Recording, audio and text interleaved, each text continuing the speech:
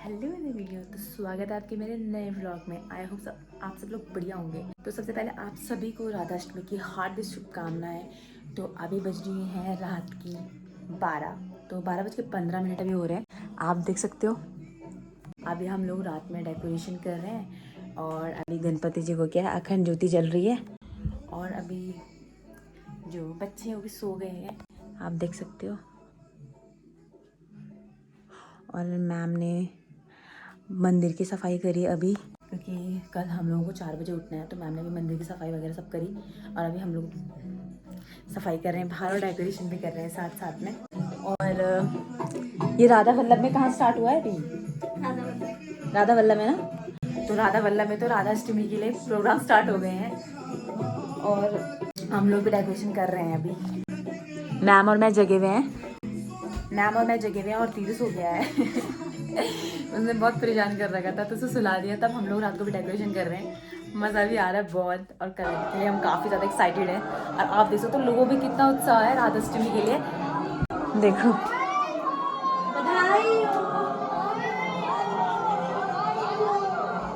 तो 12 बज के तो बधाई दी जा रही है, देखिए।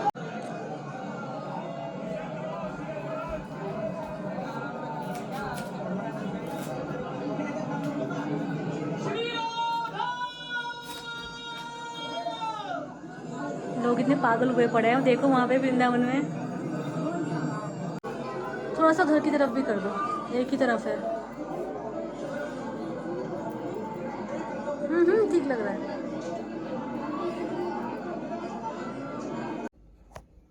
करीब 4 बजे मैं भी उठी हूँ, तो मैम आज सो गई थी।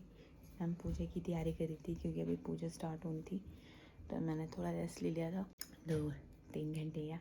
अभी 3:30 हो रही है और मैम अभी पूजा की तैयारी कर रही हैं,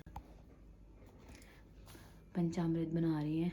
तो अभी पूजा स्टार्ट होगी तो मैं आपको वीडियो में दिखाऊंगी आगे। और हमारा डेकोरेशन भी देख लो कैसा लग रहा है, जो कि ये है, देखो। तो आगे देखते हैं वीडियो में। राधा रानी का जन्म ब्रह्म मुहूर्त में हुआ था, तो हमने सुबह जल्दी उठ के घर की सफाई की, फिर स्नान किया, फिर हमने बंदरवार बनाया। इस बार पान के पत्तों से बनाया क्योंकि यहाँ आम के पत्ते नहीं मिल रहे थे। जब भी घर में कोई शुभ कार्य होता है उसका आरंभ बंदरवार बनाने से किया जाता है। यह घर के मुख्य द्वार के ऊपर लगाया जाता है ताकि घर में कोई भी नकारात्मक ऊर्जा प्रवेश न कर सके। इसे नाल धागा से बनाया जाता है क्योंकि इसे सनातन धर्म में सबसे पवित्र माना जाता है। इसी प्रकार स्वास्तिक पत्तों के ऊपर बनाया जाता है। बंदरवार लगाने के बाद हमने घट स्थापना की। घट स्थापना का अपना महत्व है। घट स्थापना में सभी पवित्र नदियों के जल को मंत्रों द्वारा स्थापित किया जाता है। जल को सबसे पवित्र माना गया है। जल में शब्द ग्रहण करने की क्षमता सबसे अधिक होती है, तो जब भी पूजा होती है उसमें जल को स्थान दिया गया है। फिर वही जल पूजा के बाद पूरे घर में छिड़का जाता है और प्रसाद रूप में ग्रहण किया जाता है ताकि पूजा की जो भी सकारात्मक ऊर्जा है वह हम ग्रहण कर पाएं। इसीलिए घट स्थापना या कलश स्थापना को स्थान दिया गया है। देहली पूजन ये मुख्यतः वैष्णव के घर में होता है। प्यारी जो की सुबह मंगला से पहले उनके देहली का पूजन अनिवार्य रूप से किया जाता है। ऐसे वैष्णव लोग मानते हैं कि श्री जी इसी मार्ग से होके आती जाती हैं, तो यहाँ उनके चरणों की छाप है। इसलिए देहली पूजन में पहले जल छिड़काव करके फिर इत्र की मालिश की जाती है। भाव यही होता है कि श्री जी के चरणों की सेवा कर रहे हैं। देहली के बाद मंदिर के घंटे की पूजा होती है। घंटा व्यक्ति के दिमाग में नकारात्मक विचारों को दूर करता है। इसके बाद हमने राधा रानी की मंगला की। मंगला अर्थात सुबह उठने के बाद के दर्शन को मंगला कहा जाता है। राधा रानी का जन्म 4:40 सुबह ब्रह्म मुहूर्त में हुआ था, इसलिए हमने उनको सुबह 4:40 पर उठाया, उनकी मंगला आरती की। उसके बाद बच्चों को उठाया। बच्चों को उठाने के बाद हमने श्री जी की नाम सेवा, जो कि हमने श्री जी के रूप में मंदिर में बिठाई हुई है, उनका पंचामृत कमल के ऊपर बिठा के अभिषेक किया। उसके बाद महाआरती की। सुबह के भोग की तैयारी करी। सुबह के भोग में उनकी प्रिय कचौरी भोग लगाई। उसके बाद हम महाप्रसादी की तैयारी कर रहे हैं। फाइनली सब लोग उठ गए हैं और बच्चों को मैंने नहला दिया है, लड्डू गोपाल और राधा रानी को। तो आज राधा रानी का जन्म है। श्री राधा का अभिषेक 4:30 बजे हो गया था, 4:40 पे, वो आपने देखा ही होगा ब्लॉग में। तो अभी मैं आपको बाहर लेके चलती हूँ। तो मैम ने भी कचौड़ी बनाई थी, अब सबको भोग लगा दिया है गणपति जी को भी भोग लगा दिया है और राधा रानी के लिए भी भोग लगा दिया है। और आंटी ने ना अभी सफाई भी कर ली है सारी घर पे एंड मैम ने भी कढ़ी और खीर बनाई है देखो। तो अभी प्रोग्राम स्टार्ट होगा, मीन्स 12 बजे करीब राधा रानी की पूजा होती है क्योंकि वो 12 बजे करीब प्रकट हुई थी ऐसे बोला जाता है। कभी दिखाएंगे आपको। और अभी हम लोग लाइव शो देख रहे हैं बट हाँ राधा वल्लभ से हम अभी लाइव देख रहे हैं। कितनी भीड़ हो रखी है वहाँ पर, सब लोग आनंद उठा रहे हैं। लाडली का जन्म हुआ है इसलिए गरम की क्यों राधा रानी को मिश्री प्रिय है ना दीदी, तुमसे गरम करने से तो प्रसादी मिश्री की तो एक खीर में पड़ गई मिश्री चीनी की जगह। बरसाने में राधा रानी को मिश्री का ही भोग चलता है। जो बाहर वाले लोग आते हैं ना, साबूदाना की है ना ये। हाँ साबूदाना की, और मिश्री भी धागे वाली होनी चाहिए। अच्छा ऐसा भी होता है, ओरिजिनल मिश्री। अच्छा दिखाओ ना, ये कैसे पता चलता है? धागे रहते हैं इस पे। नहीं तो पैकेट में कैसे पता चलेगा? अरे पता चल जाता है। मोगरा श्री जी को अति प्रिय है, इसलिए उनके श्रृंगार के लिए हम मोगरे के आभूषण बना रहे हैं। बंसी सज रही है हमारी, ये श्रृंगार हो रहा है। तो हम लोग फाइनली तैयार हो गए हैं। तो अभी सबसे पहले होगा ध्वजा की पूजा, तो जो कि मैम करेंगी। श्री जी की ध्वजा लगाने से पूर्व हमने उसकी पूजा करी, फिर हमने ध्वजा लगाई। ध्वजा फहराने के बाद पूजा की। श्री हरिवंश महाप्रभु जी सभी वैष्णवों को प्यारी जू की भक्ति प्रदान करे, ऐसा भाव रख के हमने मुख्य द्वार पर स्वास्तिक बनाया और पूजन किया। फिर हमने राधा रानी की चरण सेवा की तैयारी में लग गए और फिर हम सब तैयार हो गए। हम लोग लगा रहे हैं ध्वजा को बाहर पे।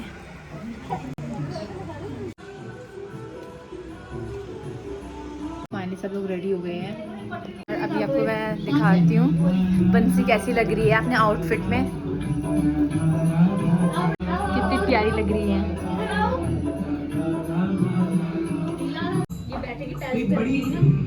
तो अभी मैम इशू को ना तैयार कर रही है। अरे इशू को देखो, हाय कर दो। कैसा लग रहा है आपको? अच्छा लग रहा है? लहंगा कैसा है? अच्छा है? हम भी तैयार हुए हैं, हम कैसे लग रहे हैं? इन मैडम को भी देख लो, इन्हें बता देना ये कैसी लग रही है कमेंट में।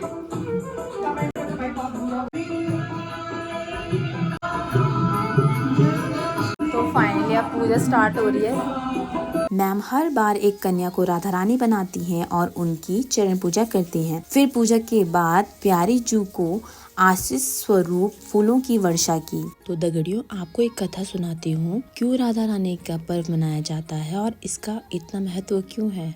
समुद्र मंथन के समय जब अमृत निकला तो अमृत राक्षसों के पास था, तो विष्णु जी ने मोहिनी अवतार लिया था क्योंकि राक्षसों से अमृत छीनना था। तो उनको देख के सब मोहित हो गए, इतनी रूपवान थी मोहिनी। तो राक्षसों ने उन्हें आराम से अमृत दे दिया। जितने भी देवी देवता थे, भगवान थे, वो मोहिनी को देखकर मोहित हो गए, इतनी रूपवान थी। तो सबको लगा ऐसी हमारी पत्नी होनी चाहिए, तो सब उनको पाने की चेष्टा करने लगे। सूर्यदेव जी थे जिन्हें मोहिनी को देखकर वात्सल्य उभर आया, उनको लगा ऐसी मेरी बेटी होनी चाहिए। तो सबके मन में था पत्नी होनी चाहिए और सूर्यदेव के मन में था बेटी होनी चाहिए। तो ठाकुर जी सूर्यदेव से रीझ गए कि इनके मन में काम नहीं जागा, इनके मन में जागा कि मेरी बेटी होनी चाहिए। फिर सूर्यदेव ने मोहिनी जी से प्रार्थना करी कि आप मेरे घर में बेटी बनकर आओ, मैं आपको इतना देख रहा हूँ पर मेरा मन भर नहीं रहा है, तो आप मेरी बेटी बनकर आओ। तो फिर विष्णु जी ने बोला, मैं आपसे बहुत रीझ गया हूँ और अगर आपका भजन इतना होगा तो मैं आपके घर में जरूर आऊंगा, क्योंकि मैं आपके भाव से रीझ गया हूँ। तो विष्णु जी ने बोला, मेरा ऐसा रूप प्रकट होगा जो मोहिनी को भी मोहित कर जाए, लेकिन आपका इतना भजन होना चाहिए। तो उन्होंने बोला, तो वही सूर्यदेव विष भानु बाबा के रूप में आए थे, उससे पहले वे राजा के रूप में आए थे। तब उन्होंने खूब भजन तपस्या की ठाकुर जी की, पर ठाकुर जी प्रसन्न नहीं हुए। तो जब वो विष भानु के रूप में आए तो उनको लगा ठाकुर जी की पूजा करने से कुछ नहीं होगा, तो उन्होंने फिर ब्रह्मा जी की तपस्या की। तो जब ब्रह्मा जी की तपस्या की तो ब्रह्मा जी प्रकट हुए। तो उन्होंने बोला, आपको क्या चाहिए? वृषभानु बोले, मुझे आपसे कुछ नहीं चाहिए। तो फिर तुमने मेरी तपस्या क्यों की?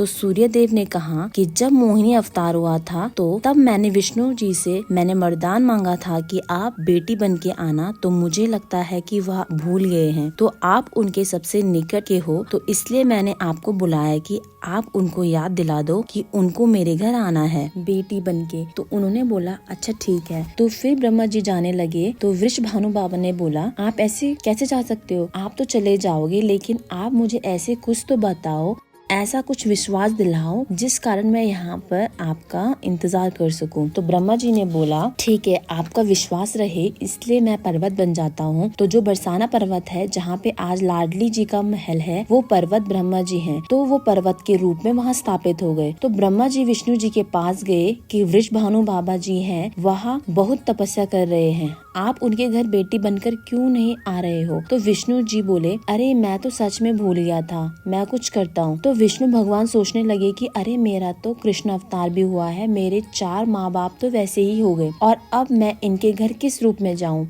कैसे जाऊँ, तो मेरे 6 माँ बाप हो जाएंगे। तो विष्णु जी घूम रहे थे, मणि में उन्होंने अपना चेहरा देखा, तो महल में उनकी मणि लगी थी, उस पर उन्होंने अपना चेहरा देखा। तो ठाकुर जी कभी शीशा नहीं देखते, कहते हैं ठाकुर जी को शीशा तभी दिखाया जाता है जब उनका श्रृंगार किया जाता है। वो शीशा इसलिए नहीं देखते क्योंकि वो अपने रूप को देखकर मोहित हो जाते हैं, तो वो अपना रूप नहीं देखते। तो जब उन्होंने अपना रूप देखा तो देखते रहे, तो उनको लगा इतना सुंदर कौन है, तो वो अपने ही रूप का श्रृंगार करने लगे, मतलब जो अपना प्रतिबिंब था दर्पण में उसका वे श्रृंगार करने लगे। तो उन्होंने उसका खूब श्रृंगार किया, और जैसे ही उनका श्याम रूप को हटाकर गौरा रूप दिया, उनको वैसे ही वहाँ पर प्रकाश उत्पन्न हो गया। तो जैसे ही प्रकाश उत्पन्न हुआ तो उसमें से आवाज आई कि आपने मुझे क्यों प्रकट किया। ठाकुर जी कुछ बोले नहीं और सीधा उनके चरणों में लेट गए। जो दर्पण में ठाकुर जी ने प्रतिबिंब बनाया था वो प्रकट हो गया था। तो ठाकुर जी ने सबसे पहले दंडवत किया, फिर बोला कि आपको प्रकट करने का कोई वो नहीं था, पर लोग मुझ पर मोहित थे, तो मैं भी किसी पर मोहित होना चाहता था। तो प्यारी जो इस संसार में वैराग्य की स्थापना हो चुकी है, ज्ञान की स्थापना हो चुकी है, मतलब धर्म की कई रूप की स्थापना हो चुकी है, पर प्रेम की स्थापना नहीं हुई जिससे मुझे पाया जा सके। तो आप मेरा प्रेम स्वरूप हो और आप वृषभानु बाबा के घर पर बेटी बनकर जाओ, बस प्रेम की स्थापना के लिए मैंने आपको अपने हृदय से प्रकट किया है। तो जो प्यारी जो का स्वरूप है वो उनका हृदय स्वरूप है, वो उनका प्रेम स्वरूप है, इसलिए वो उनको दंडवत किया। ठाकुर जी जिनके चरणों में झुकते हैं वह सिर्फ राधा रानी है और किसी के चरण में नहीं झुकते। जो उनका स्वरूप था राधा रानी का वो प्रकट हुआ। तो वृषभानु बाबा के यहाँ पे सुबह के 4:40 पे प्रकट हुआ। उसके बाद श्यामा जू जब प्रकट हुई तो वो अपनी आंखें नहीं खोल रही थी। अब वृषभानु बाबा बड़े परेशान कि मेरी पुत्री आंखें नहीं खोल रही, 11 दिन हो गए थे। तो वृषभानु के घर पर जो भी आता था तो वो सबसे यही कहा करते थे कि कुछ करो, मेरी पुत्री आंखें नहीं खोल रही। तो कोई देवता ने नारद मुनि को जाकर बोला कि उनकी पुत्री आंखें नहीं खोल रही। तो नारद जी गए वहाँ पर, तो नारद जी सीधा गए तो उनको मिलने नहीं दिया। एक बार वृषभानु बाबा बाहर जा रहे थे तो उन्होंने देखा जो नारद जी हैं वो एक कन्या को खूब खिला रहे थे। तो उनको लगा कि शायद ये मेरी बेटी को ठीक कर दे। तो उन्होंने बोला आप जाकर मेरी पुत्री को देखो, वो आंखें नहीं खोल रही है, 11 दिन हो गए हैं। तो उन्होंने बोला अच्छा ऐसी बात है, मुझे दिखाओ, क्योंकि वह यही चाहते थे कि कोई भी तरीके से मैं श्री जी के पास पहुंच जाऊं। तो क्या हुआ कि जब उन्होंने श्री जी को देखा तो वो पालने में बड़ी प्यार से लेट के आंखें बंद करके लेटी हुई थी। तो उन्होंने वृषभानु बाबा को बोला कि आप ये कमरा बंद कर दो, कि आप बाहर जाओ। उन्होंने बोला ठीक। जैसे ही कमरा बंद हुआ नारद मुनि ने अपना रूप प्रकट किया, बोला प्यारे जू मैं आपसे मिलने आया हूँ और आप आंखें नहीं खोल रही हो। तब उन्होंने उनकी खुद की वीणा के तारों से और उनके मन से ये मंत्र निकला, जय कृष्ण मनोहारिणी, जय वृंदावन प्रिया, जय भूमंगल ललिता, जय वेणु रमा। तो जैसे ये शब्द प्रकट हुए वैसे ही प्यारी जू खिलखिला के मुस्कुराने लगी और अपनी आंखें खोली। तो उन्होंने बोला प्यारी जू आपको ये भाव इतना पसंद आया। उनके इस भाव से इतना प्रसन्न होकर प्यारी जू ने आंखें खोली तो सबने प्यारी जू के दर्शन किए। तो इसलिए कहते हैं कि कि जब भी जाओ मंदिर में जहाँ पर श्री जी हो तो वहाँ पे यह मंत्र बोलना चाहिए, क्योंकि इसमें कृष्ण मनोहारिणी आया है और वृंदावन प्रिय आया है। ठाकुर जी की वृंदावन छोड़कर चले गए पर प्यारी जू नहीं गई। इस तरह राधा रानी का प्राकार्य हुआ। राधा रानी की हम चरण सेवा ही करते हैं, उनके पूरे रूप की नहीं करते, क्योंकि उनका रूप इतना प्रकाश पूजनीय है कि आप उनका पूरा रूप नहीं देख सकते। आप ठाकुर जी को देख पाओगे पर राधा रानी को नहीं। तो प्यारी जू का चरण सेवा का बहुत महत्व है। जिनके चरणों पर ठाकुर जी लेटे हैं, सोचो उन चरणों का कितना महत्व होगा। इसलिए राधा अष्टमी में उनके चरणों की पूजा की जाती है, उनके चरणों की सेवा की जाती है और बहुत सारे भक्त उन्हें पायल चढ़ाते हैं। राधा रानी को वैभव तो सब दे सकते हैं लेकिन भाव कोई नहीं दे सकता है। मुझे लगता है भाव पैसों से नहीं आता। तो जब उनके चरण पूजा करो तो उनके प्रिय पुष्प हैं, उनसे उनके लिए माला बनाओ, पायल बनाओ, मतलब उनके आभूषण फूलों से बनाओ, क्योंकि प्यारी जू बहुत कोमल है। कहते हैं कि प्यारी जू रुई से भी कोमल है। तो अगर आप उन्हें भारी भारी आभूषण पहनाओगे तो वो उन्हें चुभेंगे, इसीलिए उनको पुष्पों से श्रृंगार किया जाता है। इसलिए हमने उनका श्रृंगार पुष्पों से किया।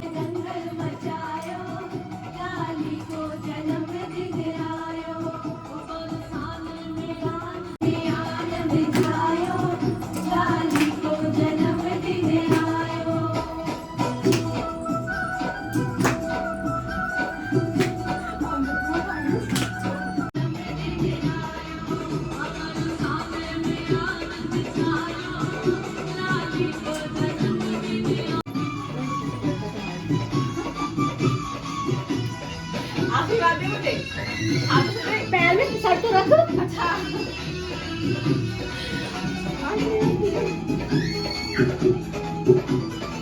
ऐसे कर दो, ऐसे कर दो, छड़ी रखो, रखो अभी सर पे रख दो, मोर पर। हाँ ऐसे 2-3 बार कर दो। मौसी को भी आशीर्वाद दो। फिर से लगा दिएगा। बधाई हो, बधाई हो, बधाई हो, सबको बधाई हो, बधाई हो, बधाई हो लालजू, बधाई हो।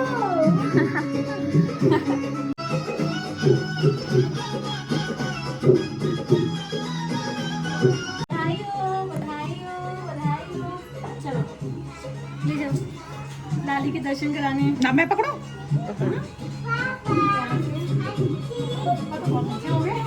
भूखा रहे ये हम गणेश जी को राधा रानी के दर्शन करा रहे हैं।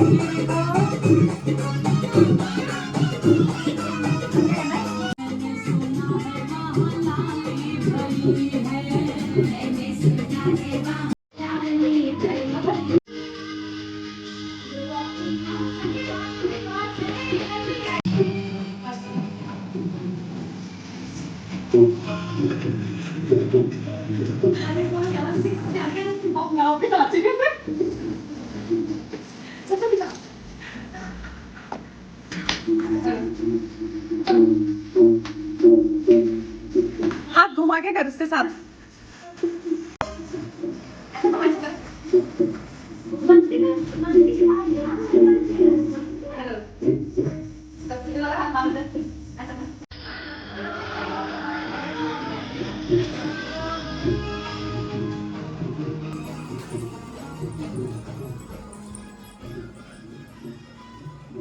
सीधे रखो, सीधे पैर रखो, सीधे रखो, सीधे रखो, पैर रखो, पैर रखो। अब सारे घर घुमाना है इसको। ये है राधा रानी किचन, देखो ठीक है। और ये है तीरू का कमरा और एक बाहर मरवाने छत पे। पैर रखो, सीधे रख। चलो हो गया। इसको वो सही कूद रही है, हमारे यहाँ कूदते हैं।